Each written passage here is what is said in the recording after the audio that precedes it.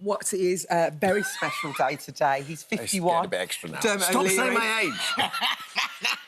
Chatting to Deborah Meaden coming up next. Competition time first. We're giving you the chance. Now, 18 years since she first stepped into the den, Deborah Meaden has changed the lives of countless entrepreneurs. I was in the zone then because I was going reading this and that. I was like, this is brilliant. This should be on the syllabus. I know. Now she's sharing the knowledge that's made her one of the UK's most successful businesswomen. She releases a new book to help younger generation with their finances. Now, Deborah's here now to tell us all about the brand new book. I know you've done another book before this, haven't you? I did. So I wrote a book for 6 to 9-year-olds because actually we start forming our money habits as early as 5. Really? Is that right? Absolutely.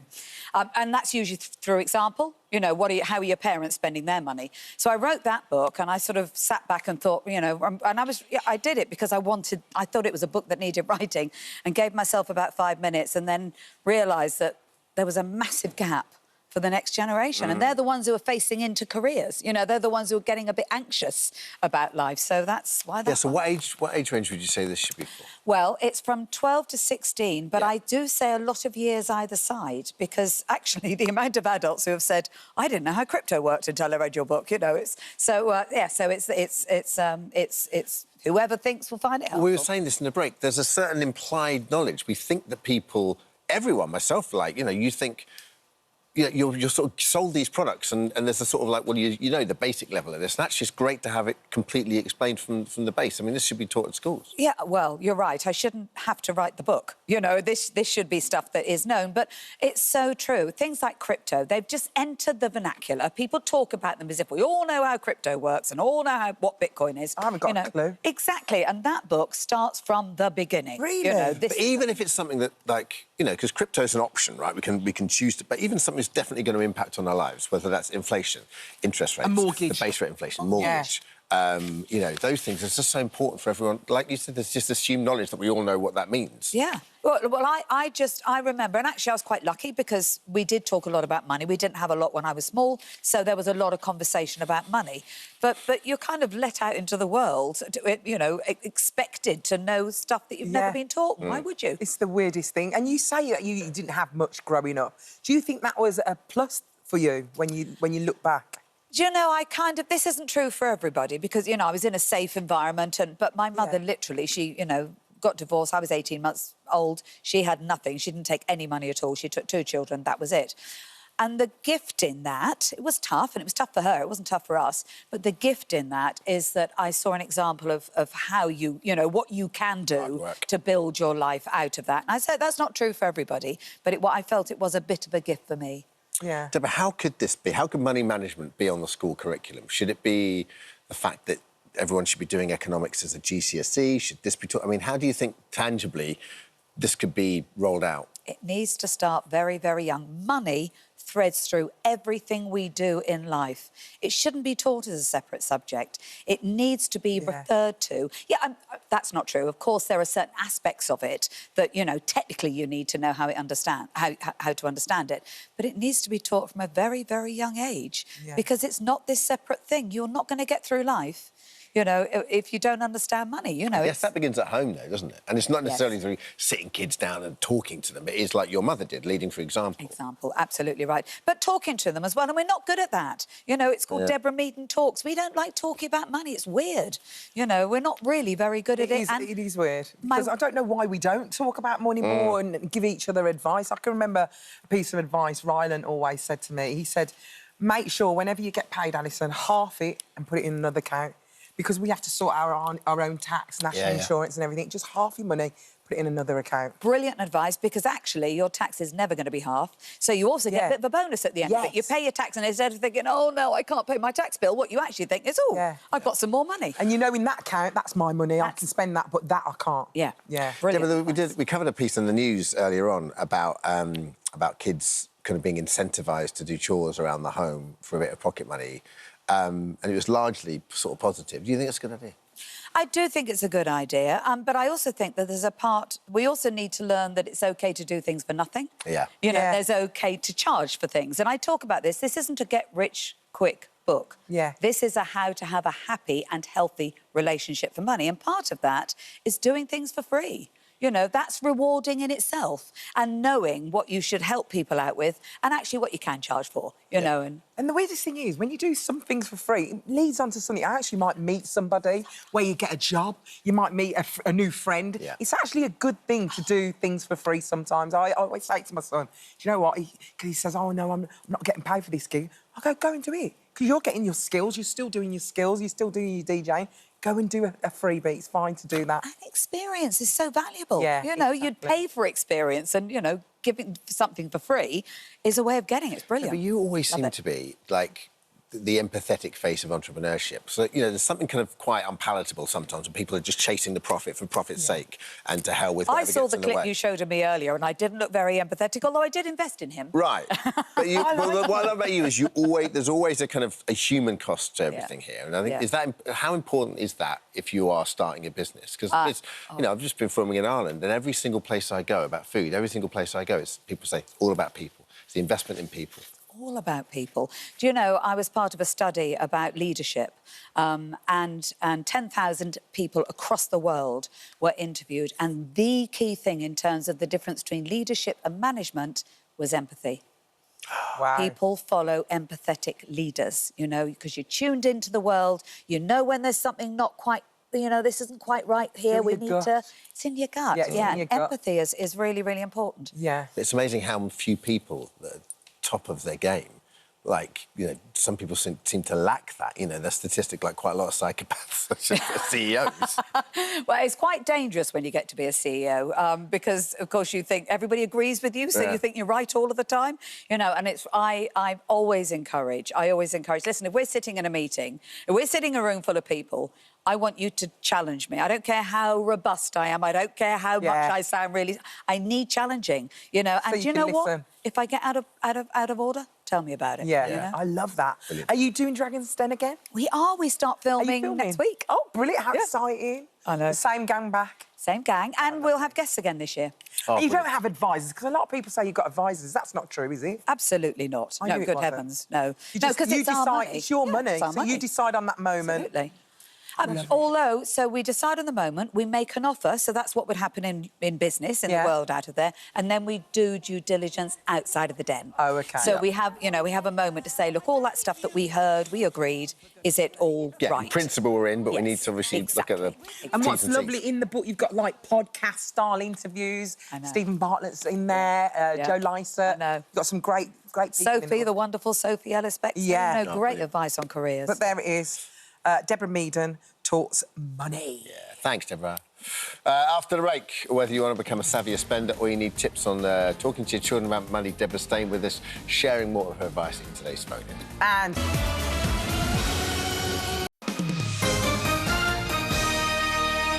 Oh, welcome back. Now, she's back to share more of her top money tips. Deborah Meaden is answering your questions in today's phone-in. So let's get straight to our callers.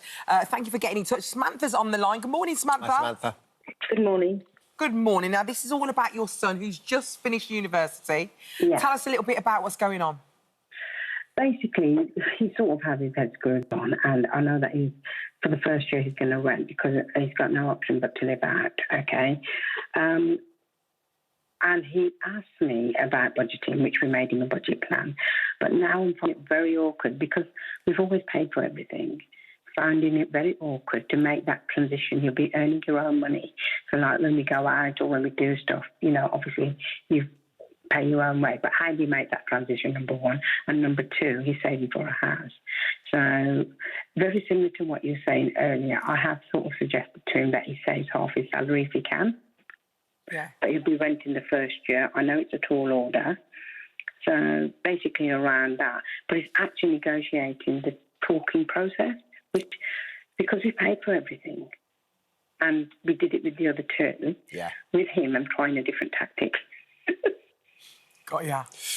Yeah. So, hi, Samantha. I think this is quite a common thing, and particularly transitioning between you paying for stuff and him having to pay for stuff. So the first thing he needs to understand is maybe call it different. Maybe stop calling it a budget. Start calling it a money plan that's going to help him have a better life and have lots of fun. So he needs to, first of all, think about what are his needs? Because you've been paying for those. Why would he know what his needs are? So you need to say, these, you know, let's talk about your needs. So these are the things you've got to cover first. And then these are your wants. And then when you start talking about it in terms of how that plan can help you have the fun that you want, provided you get those things right, it kind of changes it around. Instead of it being a nightmare thing that I really don't want to do, it starts becoming a thing that enables him to do the things that he wants to do. But if you think about it, why would he know about all the things that you've been paying for him? So you've got to be clear about that and say, those are the things you're going to have to take care of in the future, you know, and when you've got that taken care of, then you can go on to your wants and have your fun. Yeah. The other thing is, how do I negotiate this side of it? Now, we have a fund that we set up, and when he was about 10 years old, 11 years old, we had a help to buy ISA. Yeah. Now, rather than just give it him like I did with the other kids, I was just thinking if we match fund. Oh, well, that's a very good idea, but what you must remember is you're trying to teach him how to manage his money. So you do need to pass that responsibility to him, otherwise he will absolutely never earn. So I kind of think he needs to feel the sting a little bit. You know, people need to know that once the money's gone, the money's gone. So I do think, you know, you need to get the balance right between helping him understand and actually letting him feel the sting. And there's a flip side to this, I guess, isn't there, Deborah, in that... in many ways, it's easy for us to sit here and say it because we didn't live in a generation where the cost of living has gone up so exponentially, and it's so difficult now for kids to get on, like, the housing ladder and so forth. So she's set up an ISA to help him buy a house. That's such a, you know, a brilliant route for him to go and find his wings, right? Yeah, absolutely. And I actually think, I mean, that's really important because at the moment, how would you start? How would you buy?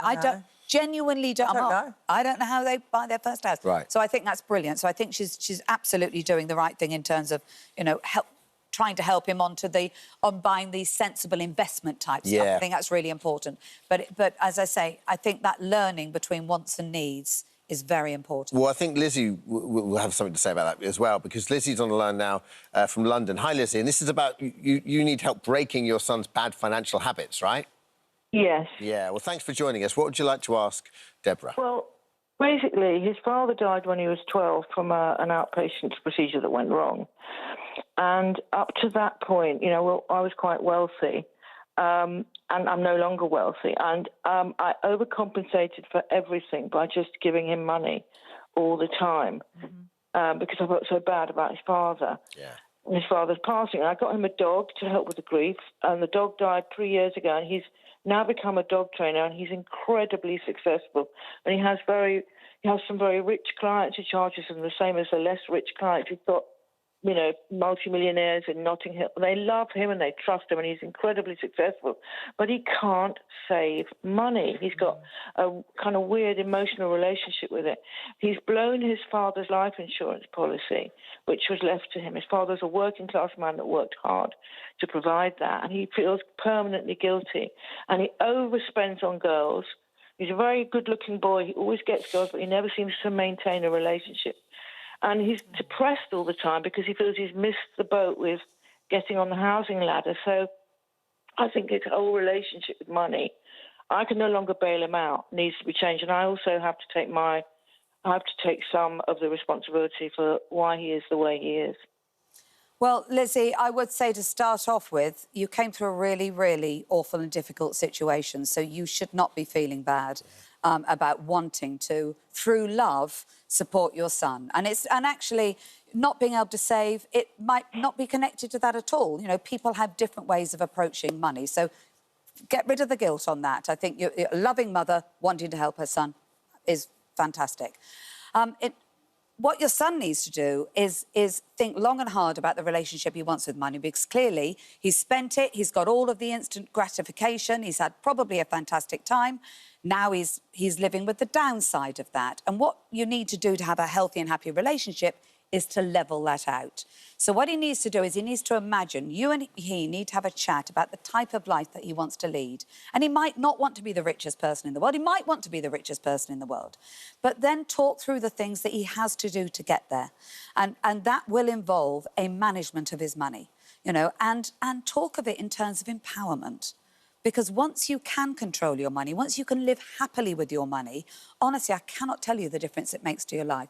I think the bit that made my heart sink most was he is feeling it now. He's feeling down and depressed about it. And that will hit him, it'll hit his self-confidence, and he will kind of then start ignoring money because it's difficult to deal with. So you need to turn it into a positive conversation. What kind of life do you want? And what have you got to do to achieve that? And how can we plan for you to do that? Does that help? That's brilliant advice. It will help, but he's so hardworking and he earns such good money. He could really do something. He could still get on the housing ladder. Yeah. And he's so valued. So I just don't know. He's just, all he says is how depressed he feels that he has, you know, his father's legacy has gone. He's blown it. He's got nothing to offer anybody. And yet he goes out every day and works sort of 10 hours a day. But Lizzie, you don't mean, without being sounding like an amateur psychologist, that's his father's legacy. His father's legacy and your legacy to that child is an incredible work ethic. So we're not talking about anyone who's lazy here. You know, and that's the starting point. Like, everything else you can work on, right, Deborah? Absolutely. The fact that he's a hard worker and he's going out there and doing his thing. And he's already, I mean, the value of what your son has already learnt, Lizzie, don't undervalue it. He has learnt the difference between the instant gratification and the downside when you've spent all of your money. And now the key thing is to turn that into an action plan. Yeah. You know, I enjoyed myself there. I really don't like this. Now I want to change it. And actually look at this as a moment of opportunity. Thanks, Lizzie. Cheers for your call. Thank you for calling. And thank you, Deborah. Thank you, Deborah. Lovely. We should do that again. Yeah, I enjoyed that. That's so Thank you. powerful. Yeah. Brilliant stuff. Thanks. Still to...